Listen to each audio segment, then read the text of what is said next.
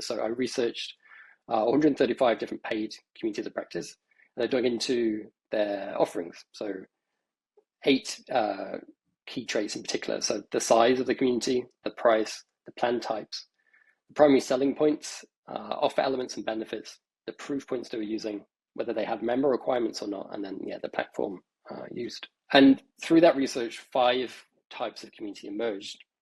So peer-to-peer, course, cohort, data, and exclusive. And that's what I'll be diving into today. So looking at the key elements of each and when it works best.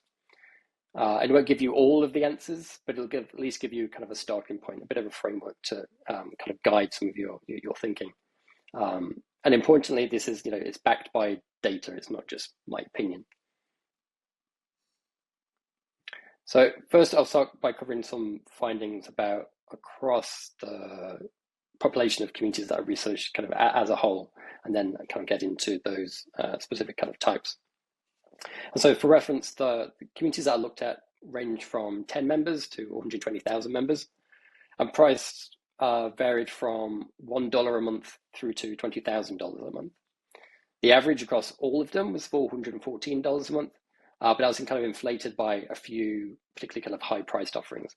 The 90th percentile was $141 a month, and actually 2/3 of the plans were priced under $100.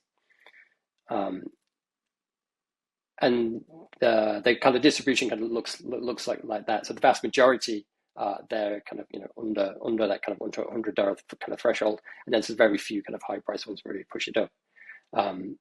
For reference, if you charge $1,000 or more per month, that puts you into kind of the top 5% of communities by price.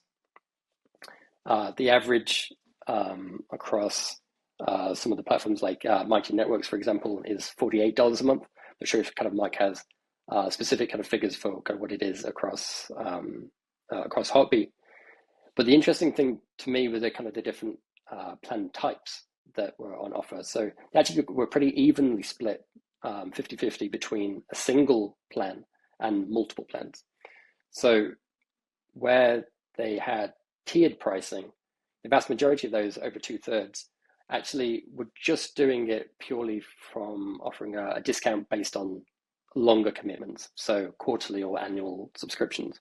So actually kind of just around 1/3 differentiated by non-time-based factors like the actual benefits.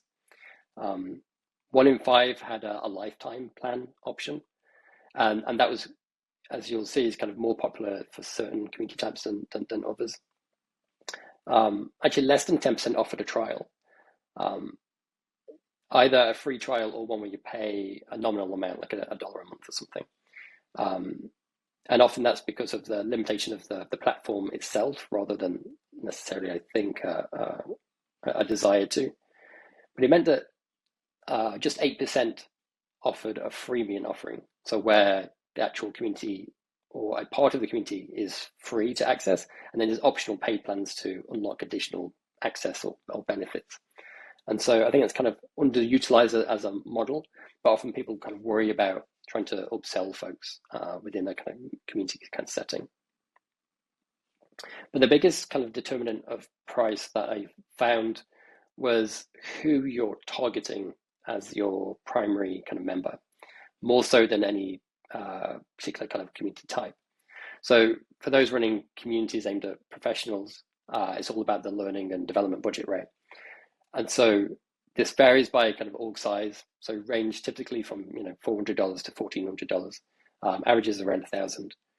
And it actually doesn't increase that much for C-suite execs either. So 2/3 spend less than $4,000 per year per employee on the kind of exec training. 1,000 to 4,000 being the kind of the sweet spot that most pay.